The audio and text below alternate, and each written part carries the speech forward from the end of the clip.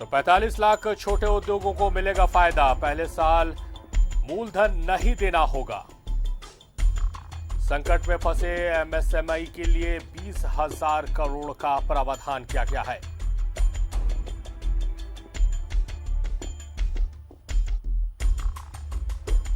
MSME की परिभाषा में भी बदलाव किया गया है। जो माइक्रो है उन्हें 1 करोड़ तक के इन्वेस्टमेंट की छूट दी गई है। स्मॉल को 10 करोड़ और मीडियम को 20 करोड़ रुपए तक के इन्वेस्टमेंट की छूट है। 200 करोड़ का टेंडर ग्लोबल नहीं होगा।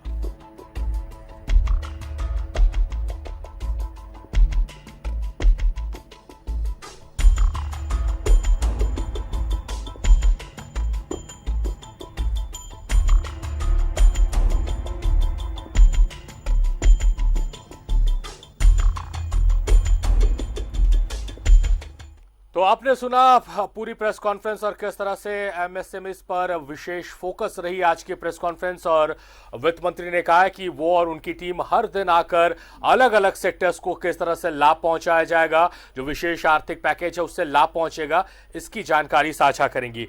इस पर चर्चा करने के लिए 2 खास मेहमान हमारे साथ स्टूडियो से जुड़े हुए हैं। हमारे साथ धीरज तनेजा जी हैं जो चैंबर को रिप्रेजेंट कर रहे हैं। धीरज जी, स्वागत है आपका न्यूजीलैंड भारत में। आलोक दुबे जी हैं, कांग्रेस के प्रदेश प्रवक्ता है। आलोक जी, आपका भी स्वागत है न्यूजीलैंड भारत में। तनेजा जी के पास चलेंगे। तनेजा जी, जिस तरह से आज जो प्रेस कॉन्फ्रेंस हुई, आपने पूरी प्रेस कॉन्फ्रेंस सुनी है। एमएसएमईज को विशेष राहत पहुंचाने की कोशिश की गई है। जो बातें आई हैं, जिस तरह से जो सवाल उठ रहा था, आपने क्वेश्चन आंसर आवर जो था उसमें भी सुना कि ये संभव कैसे होगा। कितना इत्तेफाक आप रखते हैं और क्या लगता है आपको, जो ऑक्सीजन पर एमएसएमईज चल रही है लॉकडाउन के बाद से, कितनी बड़ी राहत ये देख रहे हैं आप? इसको अगर हम लोग इस तरह से देखें कि ओवरऑल तो ये देखने में पैकेज बड़ा अच्छा लगता है, बहुत एमएसएमईज के लिए फायदेमंद लगता है। और इसके साथ में सबसे बड़ी चीज़ है कि हर सेक्टर के लिए जो इंडस्ट्रीज अच्छी चल रही हैं या फिर जो डिस्ट्रेस्ड इंडस्ट्रीज हैं और जो ग्रोइंग इंडस्ट्रीज है, सबके लिए कुछ ना कुछ प्रावधान ज़रूर किया गया है। और सबसे बड़ा चीज़ जो आज एक हुआ है वो डेफिनेशन में जो चेंज किया गया एमएसएमईज के लिए, ये मुझे लगता है गेम चेंजर होगा। जो चेंजेस आ रहे हैं, जो अभी डिस्ट्रेस्ड इंडस्ट्रीज हैं छोटे और अपने आप को ग्रो करने के लिए, ये एक बहुत बड़ा कदम उन्होंने सुझाया है आज, जो मुझे लगता है। और ग्लोबल टेंडर्स के बारे में अगर बात करें, 200 करोड़ रुपए तक के जो ग्लोबल टेंडर्स इंडिया के लिए एमएसएमईज के लिए रखे गए हैं या छोटे उद्योगों के लिए रखे गए हैं, तो ओवरऑल अगर हम इसको इस तरह से देखें तो ये सुनने में फर्स्ट इंस्टेंस में ये बहुत अच्छा एक लगता है पहल है ये। बाकी डिटेल में हम इसको स्टडी करेंगे और फिर आपको इसके बारे में विस्तार से बताएंगे इसके बारे आगे। जाहिर तौर पर जो आप कह रहे हैं धीरज जी कि गेम चेंजर हो सकता है, डेफिनेशन बदला गया, मगर कई ऐसे सवाल हैं। जैसे मैं रिएक्शन आपका देख रहा था जब ये बताया गया कि तमाम टीम जो है वो जो वित्त मंत्रालय की टीम है वो लगातार आकर हर दिन सेक्टर वाइज बाइफर्केट करके बताएगी।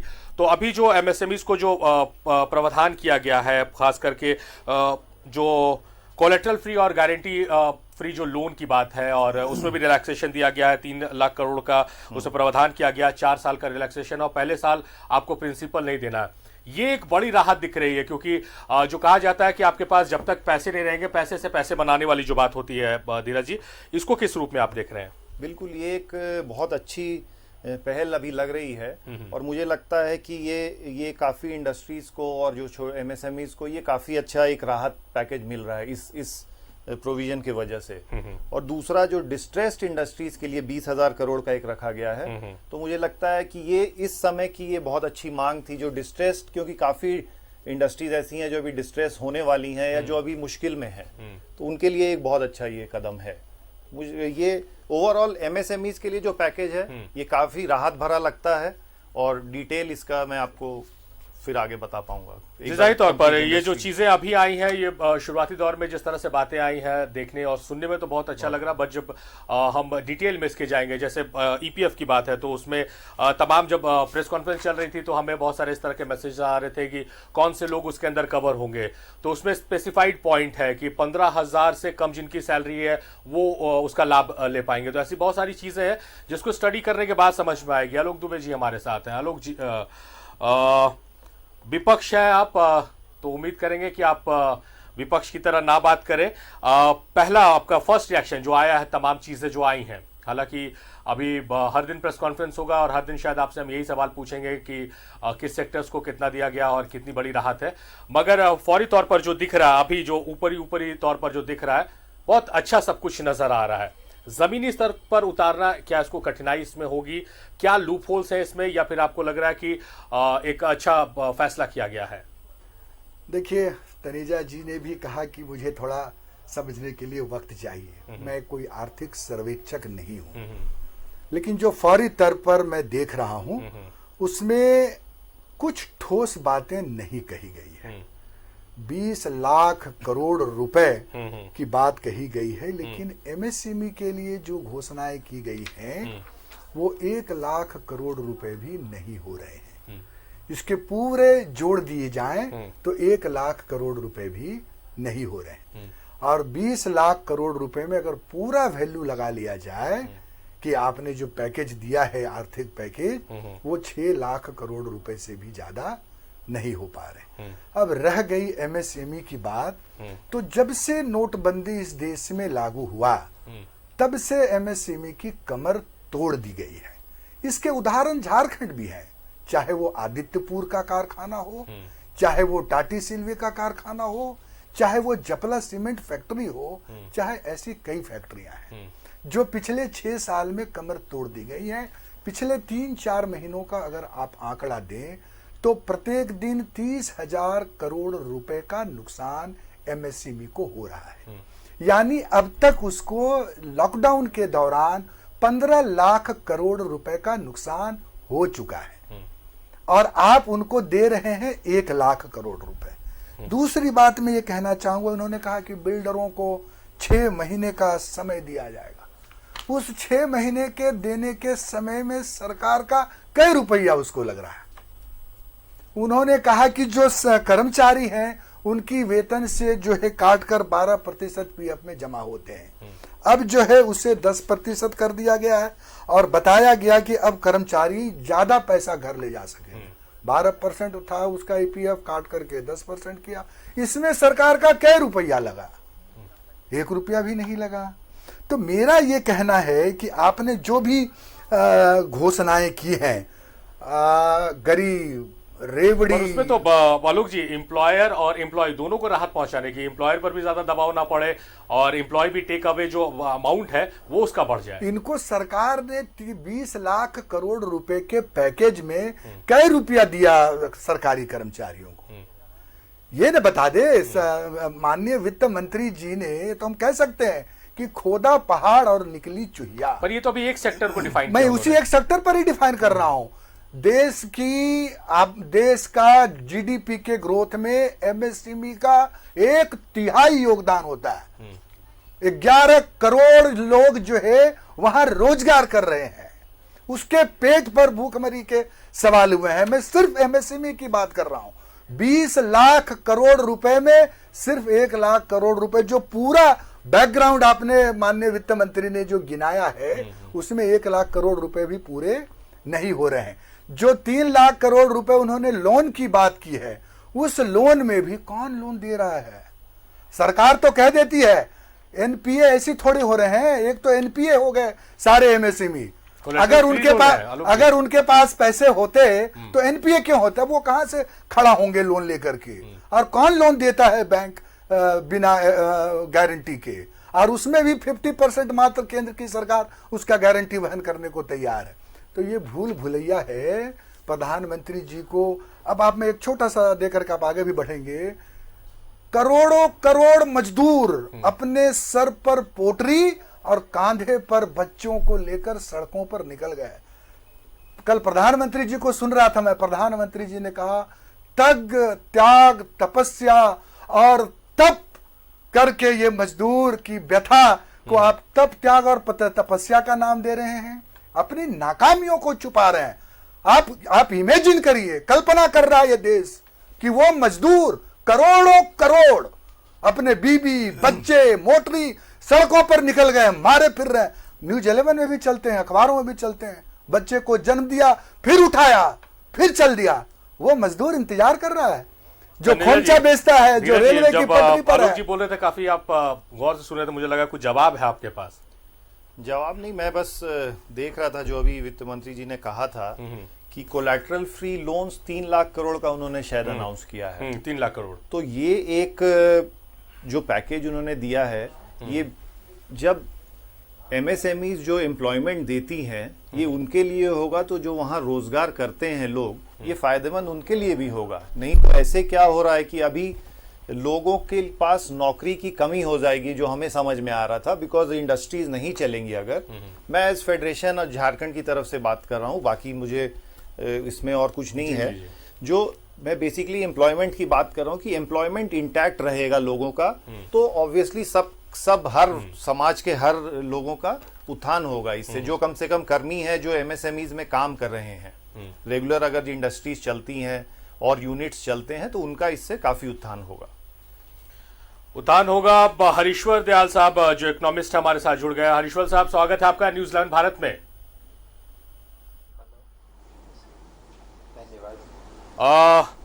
जो सवाल है, आप चर्चा को सुन रहे होंगे, जिस तरह से सेल्फ डिपेंडेंट बनाने की, जो आत्मनिर्भर भारत बनाने की बात देश के प्रधानमंत्री ने कल कही थी, आज फिर उन्हीं बातों को दोहराया गया है वित्त मंत्री के तरफ से, और एमएसएमईज को मजबूत करने के लिए कई प्रावधान लाए हैं।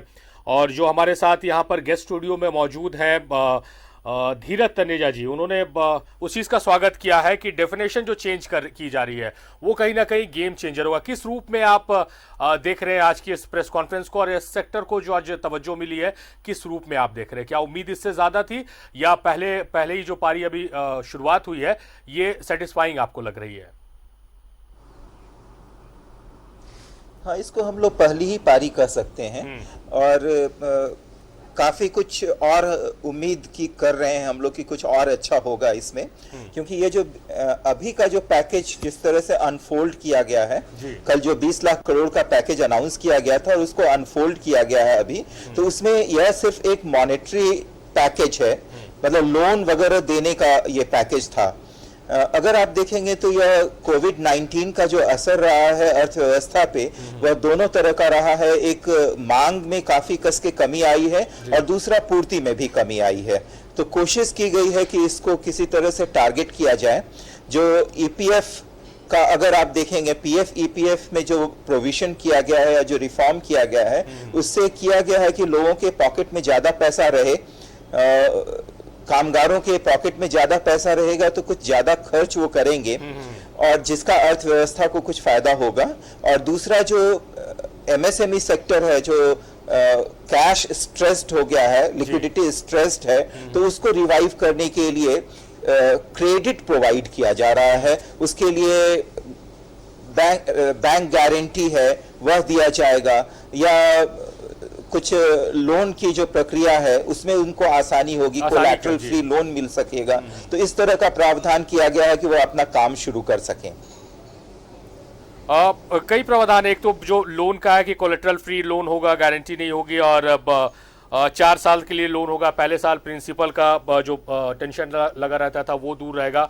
उसके फंड्स ऑफ फंड्स का प्रावधान किया गया है। जो अच्छा कर रहे हैं, जो सक्षम है, जो आगे बढ़ना चाहते हैं, उनके लिए फंड्स ऑफ फंड का प्रावधान किया 20,000 करोड़ का।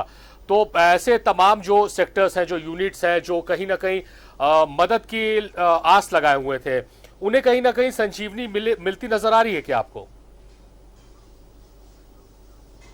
हाँ, उनको कुछ फायदा होगा, और मुझे लगता है कि एमएसएमई सेक्टर कुछ हद तक रिवाइव हो सकेगा।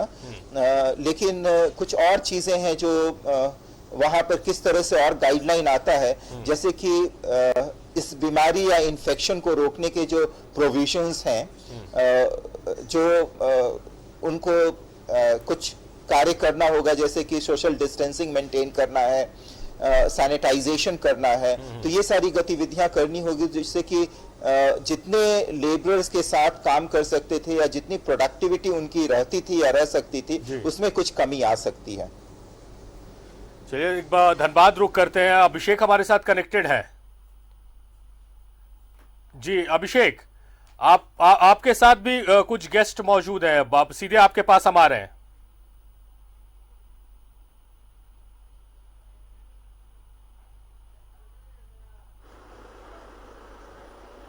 अभिषेक, हमारी आवाज मिल रही है आपको? जी बिल्कुल सारिफ, आपको मैं सीधे तौर पे जो हमारे बीच गेस्ट है बहुत देर से प्रतीक्षा कर रहे हैं। आप इसी से अंदाजा लगा सकते हैं कि सीतारमन के पूरी जो है उनका भाषण जो है वो न्यूज 11 के वेब के जरिए, मोबाइल के जरिए सुन रहे थे और करीब 1.5 घंटे से वो इंतजार कर रहे थे। चलिए जरा सा तारीफ कराते हैं। ये ए.के. झा जी हैं, इंटक के सम्मानित नेता हैं और आरसीएमएस के नेता हैं, और हमारे बीच जाना पहचाना चेहरा है धनबाद के भाजपा विधायक राज सिन्हा जी हैं, और तीसरा बिंदेश्वरी प्रसाद जी हैं, भारतीय मजदूर संघ के वरिष्ठ नेता हैं। चलिए जरा सा सीधे विपक्ष से ही शुरू करते हैं, क्योंकि सत्ता पक्ष का कोई खास बात अगर विपक्ष को पसंद आ जाए तो माना जाता है कि इसका मतलब कुछ अच्छा हुआ है। सर, आपसे जानना चाहेंगे, आज जो कुछ भी, पहले तो कल प्रधानमंत्री जी ने 20 लाख करोड़ की बात कही, पैकेज दिया, और आज सीतारमन जी ने बताया कि किसके हिस्से में कितना गया है। आपको ये पूरी बजट या पूरी बात जो अभी तक दी गई है राहत पैकेज, वो पूरी बात बताएं। मैं आपको ये कहना चाहूँगा कि देश राष्ट्रीय संकट से गुजर रहा है, और ऐसे समय में देश की जनता बड़ी आशा और विश्वास से प्रधानमंत्री की ओर देख रहा था, सरकार की ओर देख रहा था कि कोई राहत पैकेज जनता को मिले। खुशी की बात है कि माननीय प्रधानमंत्री जी ने कल 20 लाख करोड़ रुपए की पैकेज की घोषणा की है। 52 दिन में देश ने बहुत ही संकट को झेला है, और देश की जनता ने 130 करोड़ जनता ने सरकार को अपना पक्ष मानते हुए काफी मजबूत समर्थन दिया है। नहीं, उन्होंने स्पेशली कोर सेक्टर को, जो भी बुनियादी सेक्टर हमारा इंफ्रास्ट्रक्चर, उसमें विशेष रूप से ज्यादा निवेश बढ़ाने की बात हुई है, छूट देने की बात हुई है, तो एक बड़ी राहत तो है ही। आप लोग क्या उम्मीद कर रहे थे? देखिए, आज सबसे बड़ा जो प्रॉब्लम है, मैं मानता हूं जो बातें हमारे वित्त मंत्री जी ने कहा, पूरी तरह से तो हमने उसका अध्ययन अभी नहीं किया है, आपने सुना है, लेकिन जो भी है सोच सरकार की सही है। लेकिन यह जो बात है कि पिछले 52 दिन से मजदूर जो गरीब तबका है उसने इतना कष्ट झेला है, भुखमरी है, बेबसी है, गरीबी है, तो चाहे हमको पैकेज जितना मिले, ये मलहम लग जाएगा इससे, मलहम मजदूर को मिल लगे, मजदूर परिवार को मिले, क्योंकि 14 करोड़ लोगों ने रोजगार खो दिया है और आज बेबसी है। हर राज्य तबाह है, हर राज्य की जनता तबाह। आप देखिए 1400-1600 किलोमीटर पैदल चल के लोग भूखे, गर्भवती महिला कामगार भी आ रही है, कितनी तकलीफ है। ट्रेन में सरकार ने थोड़ी गलती की, देर से 50-52 दिन के बाद सरकार ने ट्रेन चलाने का फैसला लिया। पहला ट्रेन झारखंड से ही चला, हम झारखंड सरकार को भी धन्यवाद देते हैं। लेकिन सरकार को जो करना चाहिए था पैकेज की घोषणा, उसमें काफी विलंब हुआ, जैसा प्रतिक्रिया लेते हैं विधायक जी से। विधायक जी, चर्चा जो है विपक्ष होने के नाते वो सीधे तौर पर नकारे नहीं है, लेकिन उन्होंने माना कि दुनिया के सबसे बड़ा आर्थिक पैकेज इस वक्त में भारत सरकार ने दिया। मोदी जी की वो तारीफ खुल के नहीं कर पाए, लेकिन बता रहे हैं कि ये बड़ा काम हुआ है। आप बताएं। नहीं, देखिए, विश्व गुरु बनने की भारत अग्रसर है, और आज जो ये कल जो प्रधानमंत्री जी ने जो पैकेज की घोषणा की 20 लाख करोड़ की, यह उसी के तरफ और खास करके आत्मनिर्भर बनाने के तरफ भारत को आगे बढ़ाने का बहुत बड़ा कदम है। अब ये इतनी बड़ी वैश्विक महामारी हमारे समक्ष चुनौती है, और यह सच्चाई है। भले हमारे विपक्ष के मित्र खुल करके इस बात को न बोलें, लेकिन वो भी इस बात से इनकार नहीं कर सकते कि आज जो यह वैश्विक महामारी में भारतवर्ष लीडिंग स्टेज पे खड़ा है। आज भारत के प्रधानमंत्री की तरफ पूरा विश्व टकटकी लगा करके देख रहा है कि कैसे भारत इससे आगे निकल। बहुत सारी बातें उन्होंने कहा, जैसे ग्लोबल टेंडर के बजाय उन्होंने कहा कि जो 200 करोड़ से नीचे का है वो टेंडर लोकल स्तर पर होनी चाहिए। इसके बाद उन्होंने एमएसएमई में बहुत सारी राहत दिया है। इसके बाद उन्होंने एक तरह से कहा कि कर्ज जो है उसमें 1 साल का जो है रिबेट वाली बात है। तो कई महत्वपूर्ण उन्होंने घोषणाएं किया, और खास करके वित्त मंत्री ने तो बहुत सारी चीजें विस्तार से बताया। नहीं, देखिए, बहुत ज्यादा विस्तार में बोलने का मुझे लगता है समय नहीं मिलेगा इसमें, लेकिन मैं नटसेल में इस बात को कहना चाहता हूं कि भारतवर्ष, याद कीजिए, हम कहते थे कि भारतवर्ष सोने की चिड़िया था। कोई उसमें बहुत बड़े बड़े अर्थशास्त्री और ग्लोबल और ये सब वर्ड नहीं था, और कोई बहुत बड़े इकोनॉमिस्ट भी काम नहीं करते थे। भारत की अपनी अर्थव्यवस्था जो थी इतनी ज्यादा मजबूत थी कि हम उसको सोने की चिड़िया कहते थे, और वही अर्थव्यवस्था आज फिर भारत आत्मनिर्भर होकर के अपने स्वदेशी की अवधारणा को मजबूत करते हुए विश्व गुरु और विश्व में सोने की चिड़िया बनने की तरफ कदम बढ़ा दिया है। जी, विश्व का सबसे बड़ा पैकेज, कोई देश आज इतना बड़ा पैकेज नहीं लाया होगा। और इसमें कोई एक वर्ग नहीं, चाहे वो मजदूर हो, चाहे मध्यम वर्ग हो, चाहे किसान हो, चाहे ठेकेदार हो, चाहे बिल्डर हो, चाहे शिक्षा की जगत के लोग, सबके लिए रखी गई है। सबको कुछ न कुछ राहत यह सरकार दे रही है। जी बिल्कुल। बुद्धेश्वरी जी, एक बड़ी राहत है, तो चूंकि आप कोयला क्षेत्र में आते हैं, कोयला मजदूरों का प्रतिनिधित्व करते हैं, तो कितनी बड़ी राहत है इस अगर क्षेत्र में अगर कहें तो? भारतीय मजदूर संघ इस पैकेज को काफी सराहना करता है। काफी समय से ये डिसीजन लिया गया है और आज जो वित्त मंत्री के ओर से विचार आया है, कोई भी ऐसा क्षेत्र नहीं जहां पर अछूता कहा जाए। जहां श्रमिक काम करते हैं, जहां छोटे उद्योगपति हैं, मैंने सबको इस कॉलडाउन के तहत में काफी आफत आई है। उस आफत के कारण को उन्होंने समझा सीरीज को और धीरे धीरे सबको पैकेज का जो बंटवारा क्या है वास्तव में यह लागू हो गया। इसमें आपको इसमें क्या खास क्या नजर आया? खास ये नजर आया कि जो छोटे उद्योग हमारे जहाँ कमी काम करते हैं, लाखों मजदूर आ रहे हैं बाहर से झारखंड में। झारखंड हब बनते जा रहा है, झारखंड बिहार हब बन रहा है मजदूरों का। ये जो 10 लाख मजदूर यहाँ पर आ रहे हैं, क्या करेंगे? अब ये राज्य सरकार की काम है कि 10 लाख मजदूरों को उसको रोजगार दे। कैसा रोजगार? चूंकि जो आ रहे हैं ना सब स्किल वर्कर हैं और सब जानकार व्यक्ति हैं, उनको बढ़िया से रजिस्ट्रेशन करना, जो माइग्रेंट लेबर है उनका रजिस्ट्रेशन करना और उनके माध्यम से उनको रोजगार देना, ये सबसे बड़ा चैलेंज है।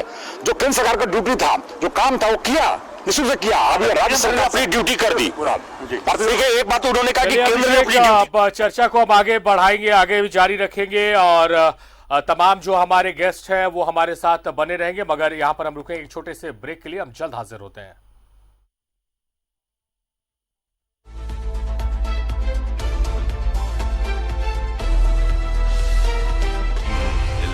सच है तो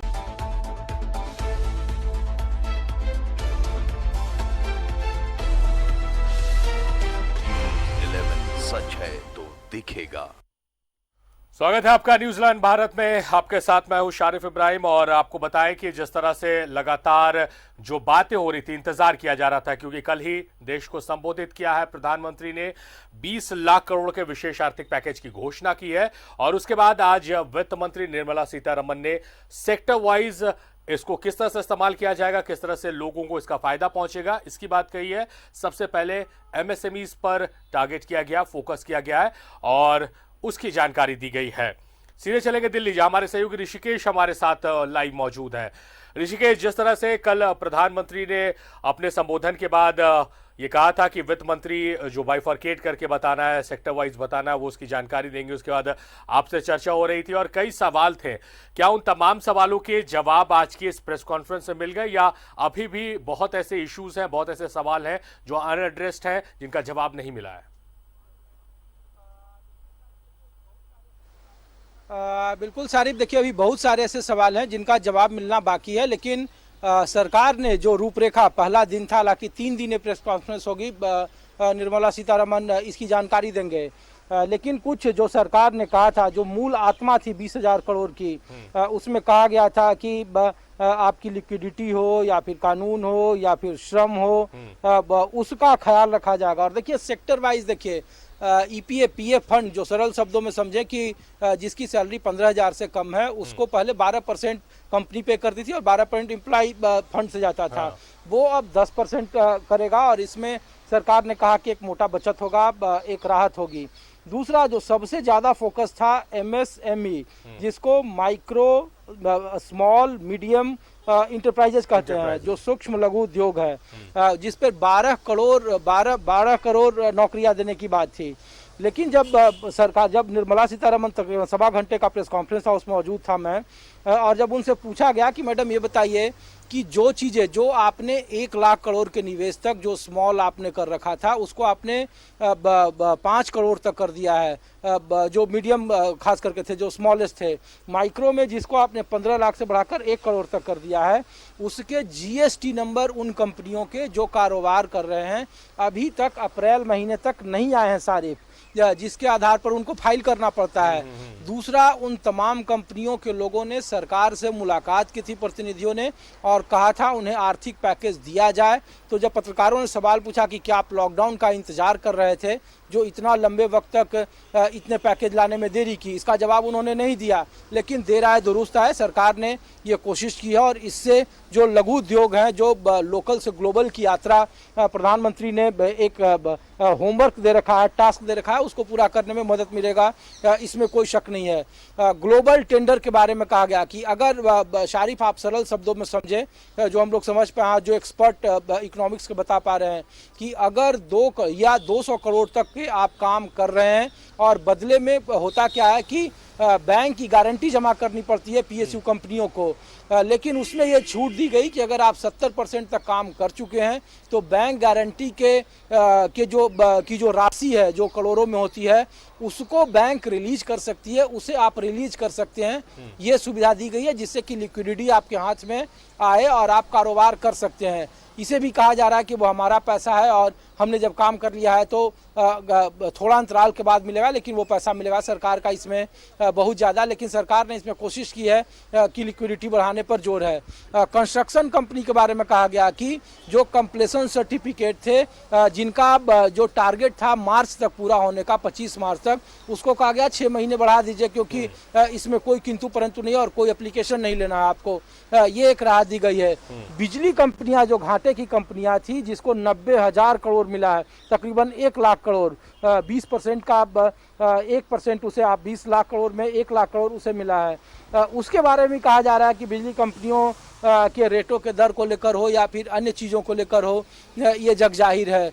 तो लेकिन सरकार की कोशिश जरूर है। देखिए, कोई टैक्स स्लैब में छूट नहीं दी गई है। ये कहा गया है कि आपका जो पैसा है, अगर 10 रुपये आप जमा करते हैं तो 7.5 रुपया जमा करें, 25% की छूट दी गई है। तो ये सब चीज़ें कोशिश है, सरकार ने कोशिश जरूर शुरू की है। 20 लाख करोड़ का पैकेज है और उसे किस्त वाइज अलग अलग जगहों पे लगाया जाएगा। मध्य वर्ग को, जिसको लेकर के उम्मीदें थी, जैसे मनरेगा को लेकर बातें हो रही थी, कृषि को लेकर बात हो रही थी कि कृषि के सेक्टर में क्या होगा, ये जरूर कहा गया इस पूरे प्रेस कॉन्फ्रेंस में कि कृषि को लेकर जो 1,70,000 करोड़ का विशेष पैकेज का ऐलान किया गया था 27 मार्च को निर्मला सीतारमन की तरफ से, उसका इम्प्लीमेंटेशन किया गया और उसका लाभ भी दिख रहा है। लेकिन 20 लाख करोड़ का ये पहला किस्त था, पहला दिन था। कुछ और जब प्रेस कॉन्फ्रेंस हो रही थी तो बकायदा उसके ऊपर स्लैब लगाया गया था और वहाँ बताया गया था कि कौन कौन से कहाँ पे कौन से मद में खर्च दिए जा रहे हैं। लेकिन बहुत सारे सवालों के जवाब अभी मिलना बाकी है। मसलन कि अगर सपोज करिए शारिफ, अगर ट्रांसपोर्टेशन स्मूथ नहीं होगा तो आवाजाही संभव नहीं होगी, तो फिर आखिर अपना जो प्रोडक्शन होगा वो बिकेगा कहाँ, और इसको लेकर सरकार के पास क्या एजेंडा है। जो श्रमिक गांव की तरफ पलायन कर गए हैं, कृषि पर जो आधारित व्यवस्था है, जीडीपी का कहा जा रहा है कि 10% हिस्सा आपने ये दे रखा है, उसका क्या क्लियरिटी है। तो बहुत सारे जब पत्रकार हम लोग निकल रहे थे और जो एक्सपर्ट हैं, जो इकोनॉमी कवर करते हैं, जो वित्त मंत्रालय कवर करते हैं, उनके जहन में भी बहुत ज़्यादा क्लियरिटी नहीं थी, बहुत ज़्यादा स्पष्टता नहीं थी। और वो जब सवाल पूछ रहे थे तो सरकार ने कहा कि देखिए, आपके किंतु और परंतु के सवालों का जवाब देने का वक्त नहीं है, अभी हम रिस्पॉन्ड कर रहे हैं, काम कर रहे हैं और काम के नतीजे आपके सामने होंगे, आलोचना आप बाद में करिएगा। आलोचना नहीं कहेंगे ऋषिकेश, सवाल है क्योंकि हमें जानकारी देनी है, तमाम लोगों तक जानकारी पहुंचानी है कि आखिर क्या हुआ और आगे क्या हो सकता है, इसका फायदा कैसे पहुंचेगा, कैसे नहीं पहुंचेगा। तो ये आरोप नहीं है, ये सवाल है। और सवालों का जवाब हम लेना चाहते हैं। हरीश्वर दयाल साहब हमारे साथ हैं, इकोनॉमिस्ट हैं। हरीश्वर साहब, जिस तरह से आज जो घोषणाएं हुई हैं, आज जो आपने देखा वित्त मंत्री की जो प्रेस कॉन्फ्रेंस हुई थी, तो कहा जाता है कि लिफाफे को देखकर खत की गहराई को नाप लिया जाता है।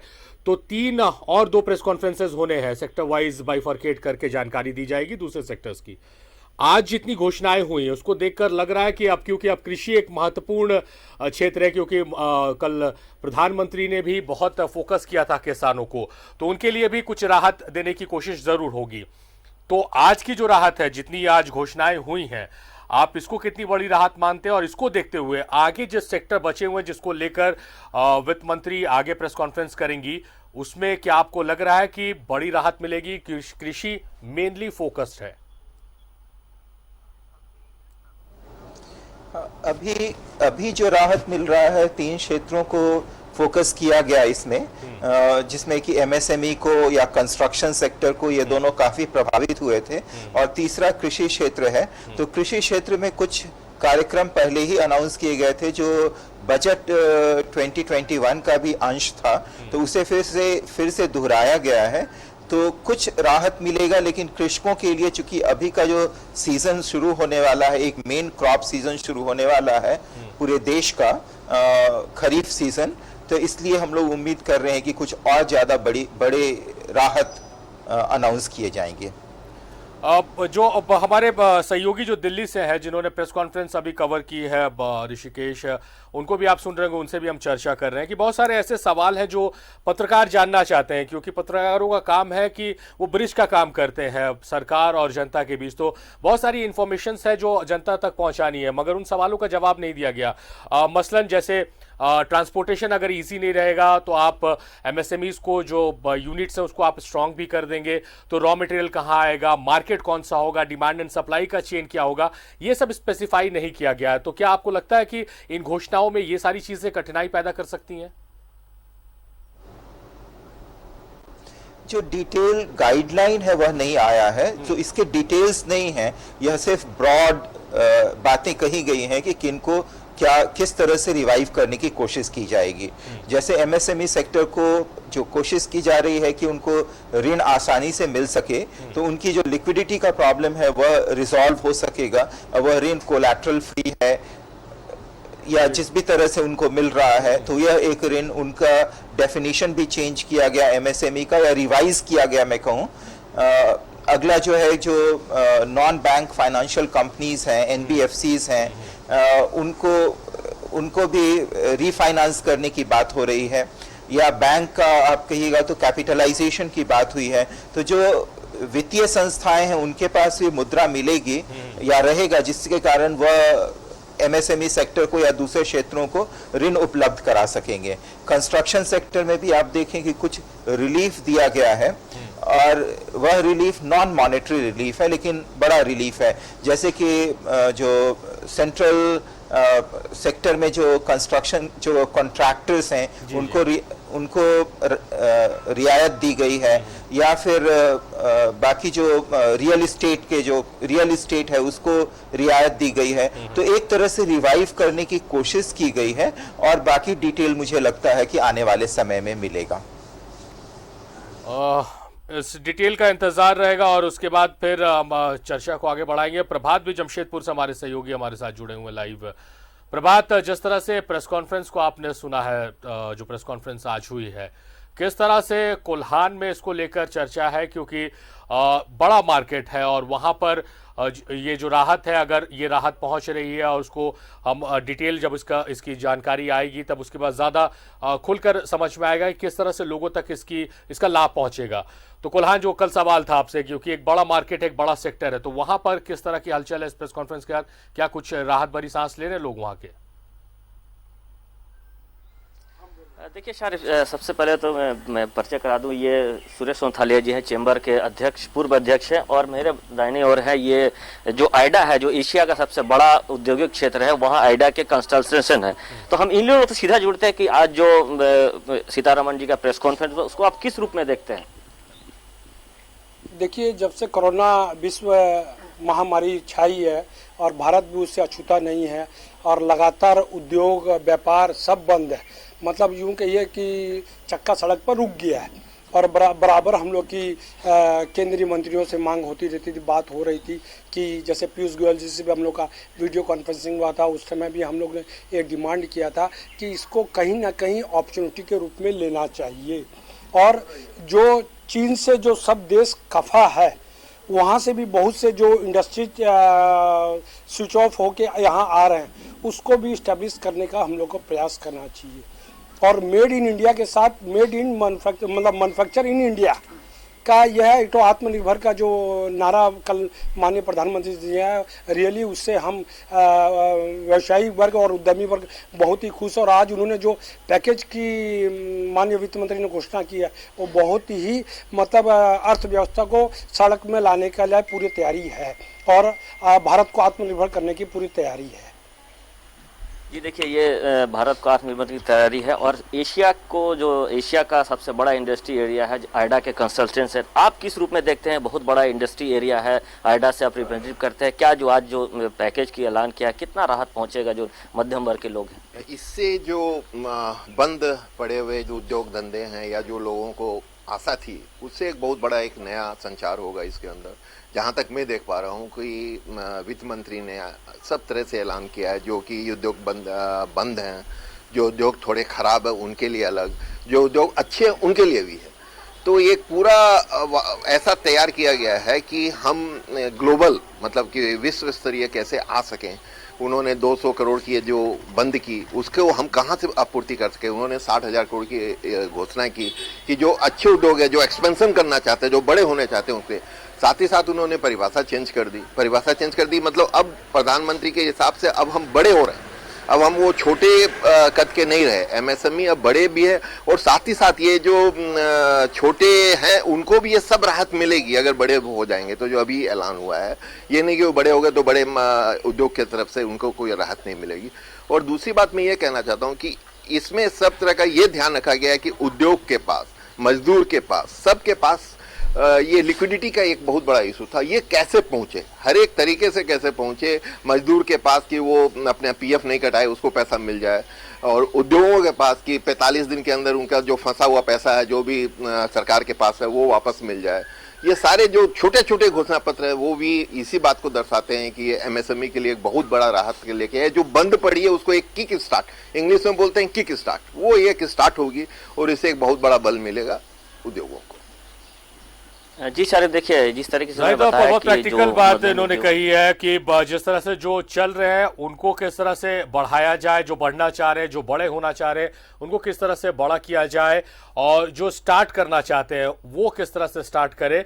हालांकि मेरी इस बात से आलोक दुबे जी इत्तेफाक नहीं रखेंगे, क्योंकि मैं जब ये बातें बोल रहा हूं तो वो मुस्कुरा रहे हैं। आलोक जी, ये चीजें हैं कि जो बड़ी होने चाह रही, जो यूनिट्स हैं जो ऑलरेडी रनिंग है वो बड़ा होने चाह रहे, तो आप बड़े होइए, परिभाषा को चेंज किया गया है।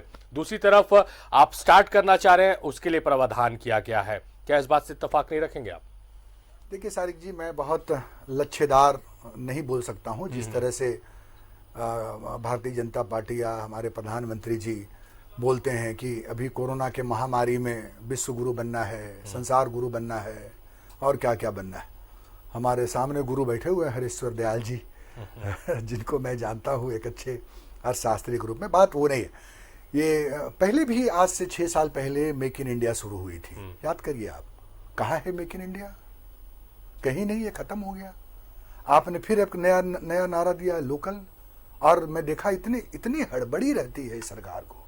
मैं देखा माननीय गृह मंत्री जी को, पूरे सब जगह जो है वो केंद्रीय सुरक्षा बल के कैंटीन में बिकेंगी जो है हमारी स्वदेशी सामान। आप अभी कोरोना महामारी से जंग लड़ना है। देखिए, देश की जो आबादी है वो मिनी सेक्टर, इंफ्रास्ट्रक्चर, क्या सेक्टर, ये नहीं समझ में आता उसको। देश की जनता ये जानना चाहती है कि हमारी नौकरी गई है, हमारी नौकरी के लिए क्या कर रहे हैं प्रधानमंत्री। हमने जो अपनी नौकरियां गंवाई है उसको क्या ये देख रहा। ऑडिट की तारीख 31 अक्टूबर तक बढ़ाई गई। इसमें क्या पैसा लग रहा है? 20 लाख करोड़ में। विवाद से विश्वास स्कीम 31 दिसंबर तक बढ़ाई गई। क्या पैसा लग रहा है इसमें? ये आपने कहा इंडस्ट्रीज, निर्माण उद्योग बहुत बड़ा उद्योग है। निर्माण उद्योग को अगर आपने ताकत दे दिया तो आप बहुत जंग जीत जाएंगे, क्योंकि उसमें करोड़ों संभावनाएं हैं काम करने के, मजदूरों को मिल सकता है। तो आपने उसमें क्या कहां बिल्डरों को कहां पैसा दिया आपने निर्माण उद्योग में? आपने कहा कि उनको काम करने के लिए पूरा वक्त मिलेगा। इसमें कई रुपया लग रही है सरकार का पूरा वक्त लगाने में? ये मैं जानना चाह रहा हूं। मैं ये भी जानना चाह रहा हूं कि रिटर्न की तारीख बढ़ाई गई। रिटर्न की तारीख बढ़ाई में कई रुपया लग रहा है केंद्र सरकार का? अभी लोग कह रहे हैं कि बिजली में 90,000, ठीक है 90,000 करोड़ रुपया दिया, मैं मानता हूं ये अच्छा ये है कि आपने दिया। लेकिन ये जो कंपनियों के पास राशि था, आपने यहां पर स्टेट गवर्नमेंट को गारंटर बनाया। स्टेट गवर्नमेंट, आप हमारे मुख्यमंत्री ने कहा, देश के 80% मुख्यमंत्री ने कहा, इवन जो उनके भारतीय जनता पार्टी के जो मुख्यमंत्री थे उन्होंने भी कहा कि हमें राज्य को क्या आप दे रहे हैं।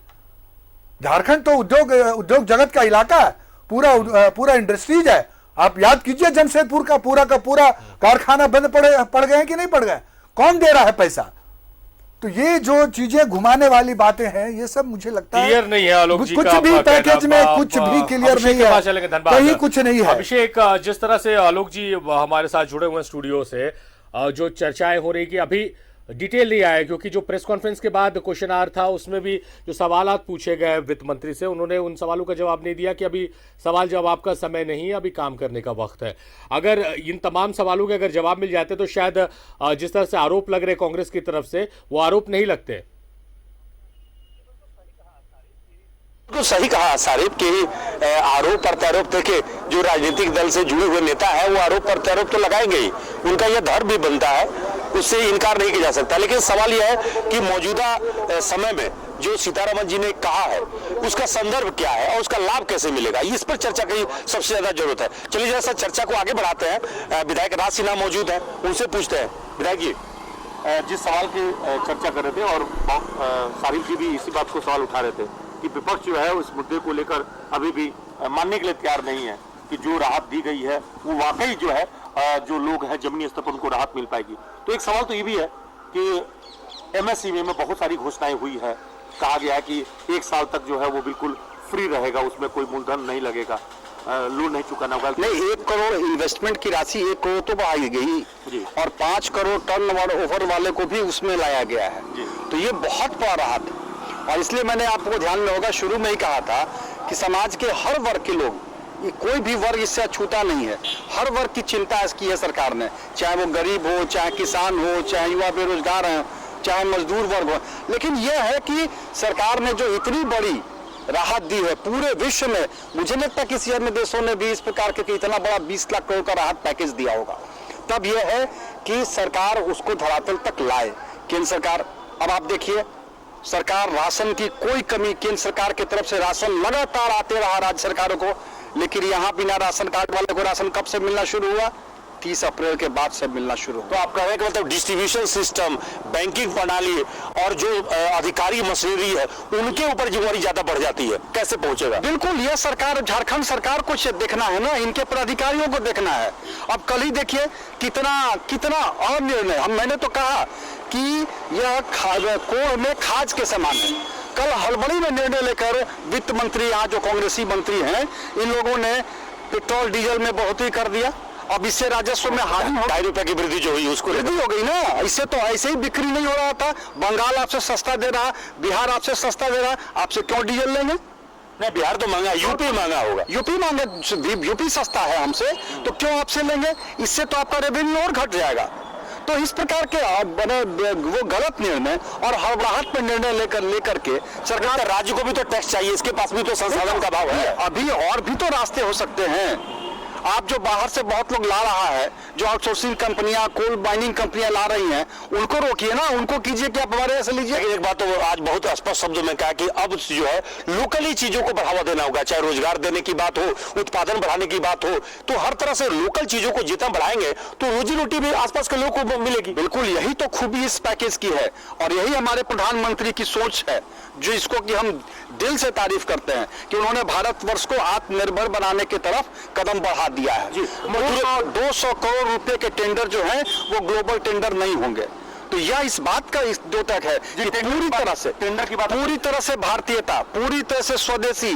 और जो कभी आप याद कीजिए, भारतवर्ष में पीपीई किट, वेंटिलेटर नहीं बनता था आज तक, कितना बड़ा दुर्भाग्य था, और अब लाखों के लाख बनने शुरू हो गया। तो यह जो प्रोत्साहन मिला, यह जो रास्ता खोला प्रधानमंत्री जी ने, यह जो प्रधानमंत्री जी का प्रयास है, यह सराहनीय प्रयास है और भारत पर आत्मनिर्भर बनेगा, यहाँ के युवा रोजगार की तरफ आगे बढ़ेंगे। आपके सवालों के जवाब जो है जवाब देने के लिए बेचैन हो रहे हैं, स्टूडियो से बेचैन हो रहे अभिषेक।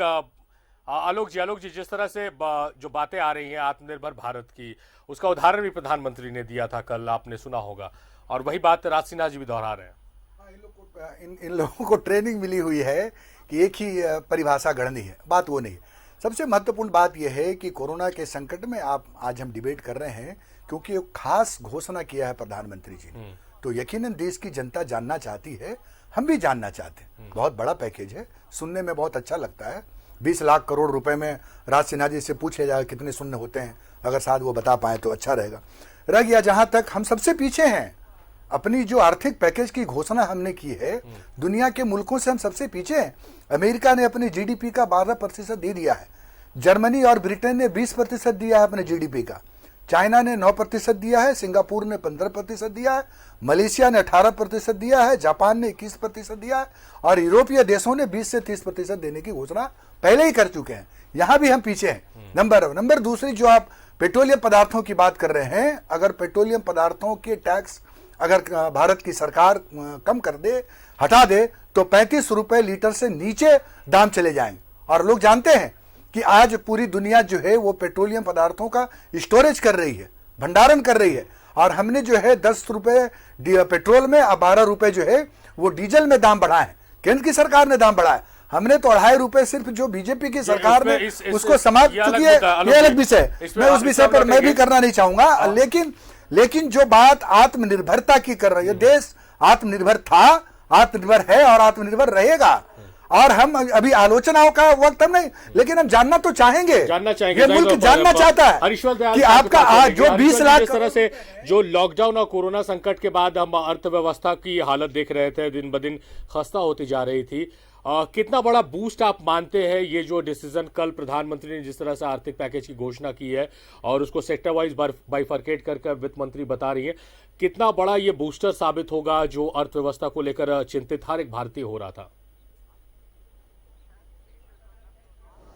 शायद मेजर करना तो अभी थोड़ा मुश्किल होगा कि कितना बड़ा बूस्टर होगा, लेकिन और उम्मीद हम लोगों को है कि यह सफिशिएंट नहीं है, क्योंकि और कुछ मिलना जरूरी है। जैसे इंफ्रास्ट्रक्चर में अभी कुछ अनाउंस नहीं किया है, कहा है उन्होंने शुरू में कि जो 5 पिलर है उसमें इंफ्रास्ट्रक्चर भी एक होगा। तो यह इंफ्रास्ट्रक्चर सेक्टर में अगर इन्वेस्टमेंट होगा तो इससे सप्लाई और डिमांड दोनों साइड इम्प्रूव करेगा इकोनॉमी का, नया डिमांड जनरेट भी होगा और उसके बाद सप्लाई में भी कॉस्ट ऑफ प्रोडक्शन कम होगा, तो वह एक बहुत बड़ा राहत होगा।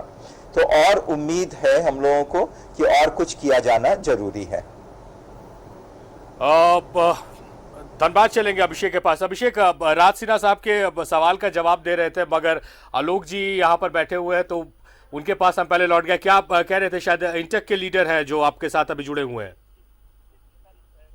जी सारिफ इंटेक के लीडर हैं और कोयला क्षेत्र में समझिए तो 40 साल का अनुभव है राजनीति का। तो चलिए जैसे उनसे बात कर लेते हैं। जी देखिए, ये बताएं। देखिए, ये कहते हैं कि प्रधानमंत्री ने 20 लाख करोड़ दिया, दुनिया के हर देश ने, अमेरिका ने 4.5 लाख रुपया अपने हर नागरिक के अकाउंट में डाल दिया, जापान ने 72,500 रुपया उसका हर पब्लिक के अकाउंट में डाल दिया। हमारे जनधन अकाउंट में 500 रुपया जो मिला उसके अलावे कुछ नहीं मिला। हमारा मजदूर 100 बली हो गया, हमारी माताएं बहनें आज परेशान है, घर उजड़ गया, तबाही हो गई। हमने 150 करोड़ रुपया प्रधानमंत्री केयर फंड में दिया रेलवे से। आज अगर रेलवे निजीकरण हो गया रहता तो एक अस्पताल नहीं बन पाता जो आज हम क्वारंटाइन सेंटर बना है इंडियन रेलवे। सारे पब्लिक सेक्टर आज सरकार के पीठ पर खड़ा है सरकार की मदद करने के लिए। इसी धनबाद में जो है 2 लाख मास्क जो है बीसीसीएल ने दिया। इसी धनबाद में ब्लैकिंग पाउडर नहीं सरकारी संस्थान को जीवित रहने की जरूरत है। पब्लिक सेक्टर को जो बेचा जा रहा था सरकार को इसको रिव्यू करना चाहिए। और ये वाला पर भी चर्चा अब जरूरी हो गया है। जरूरी हो गया है कि हम पब्लिक सेक्टर को बचा के रखें। ये पब्लिक सेक्टर देश के निर्माण को, देश का निर्माण करता है, देश को बचाता है। तो पिछली बार तो 100% एफडीआई हो रही थी कोयला, में 21 दिन में पुतिन ने 10,000 करोड़ रुपया खर्च करके 10,000 का बेड का अस्पताल तैयार कर दिया कोरोना का, और वो चालू हो गया। जी, हमारे पास बहुत चीजें हैं। हमारी आर्थिक हालात को सुधारना होगा। हमने एक आंसू नहीं बहाया मजदूरों के लिए। सवाल का बीएमएस वाले चोरी बैठे का सम्मान उनसे भी बात कर लेते हैं। हम इसमें कोई बात नहीं, हमारा जिनका कोई दूरी नहीं, क्योंकि मजदूर संगठन ये भी दूरी नहीं है तो फिर अलग अलग हड़ताल क्यों करते हैं आप लोग? हड़ताल करेंगे क्योंकि सबका हड़ताल करने का अपना मजदूरों का सवाल। अभी आप 200 करोड़ का टेंडर बोलते हैं, ये सब बड़े पंजीपतियों के लिए। अच्छा, आप ये देखो कि गरीबों ने पैसा दिया, प्रधानमंत्री मजदूर लूटते चले गए और मजदूर नेता जो है ऊंचे उठते। आपने 90 लाख नौकरी रोक दी है भारत में। केंद्रीय कर्मचारियों का 90 लाख की वैकेंसी है राज्य सरकार और भारत सरकार में, आपने रोक दिया, एक बहाल नहीं किया पिछले 7 साल में। अभी आपने 10,000 नौकरी रोक दी आपने डिफेंस में, हमारा डिफेंस मिनिस्टर ने। रोजगार नहीं तो देश कैसे चलेगा? बड़ा सवाल, पेट का सवाल। बीएमएस से हैं जी, आप ये बताएं, सबसे बड़ा तो लोग की रोजगार गई है और ये संकट पे चर्चा नहीं हो रही है। ठीक है, उद्योग लगाने के लिए एमएसएमई में आप लोन दे दीजिए, फ्री ऑफ कॉस्ट जो है जो कुछ भी कर दीजिए, लेकिन बड़ा समस्या तो यही आएगी कि रोजगार कैसे मिलेगा। अब कोयला क्षेत्र में ही देखिए बेरोजगारी बहुत है, हार्डकोक की इंडस्ट्री बंद है, कोयला नहीं मिल रहा है, स्टीम कोयला नहीं मिल रहा, कैसे चलेगा? भारतीय नौसेना इस बात को लेकर हमेशा प्रयासरत रहा और कहने को तो बहुत लोग कहते हैं कुछ करते नहीं, करते कुछ नहीं है।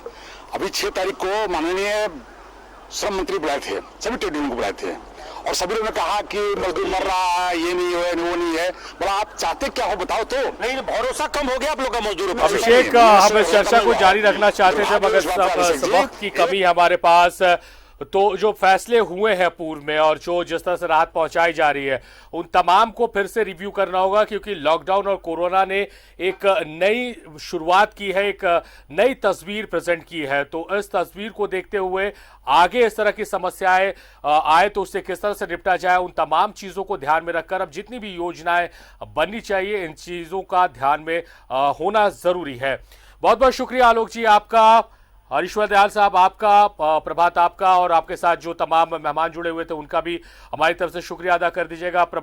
अभिषेक आपका भी शुक्रिया, आप झा साहब को, पांडे जी को और राज सिन्हा साहब को हमारी तरफ से शुक्रिया अदा कर दीजिएगा। आप लोग लगातार इस महत्वपूर्ण चर्चा में हमारे साथ जुड़े रहे। चैम्बर से धीरज तनेजा जी भी हमारे साथ जुड़े हुए थे, उनका भी बहुत बहुत शुक्रिया। तो मेरे साथ फिलहाल इस खास पेशकश में इतना ही। देखते रहिए न्यूजीलैंड भारत।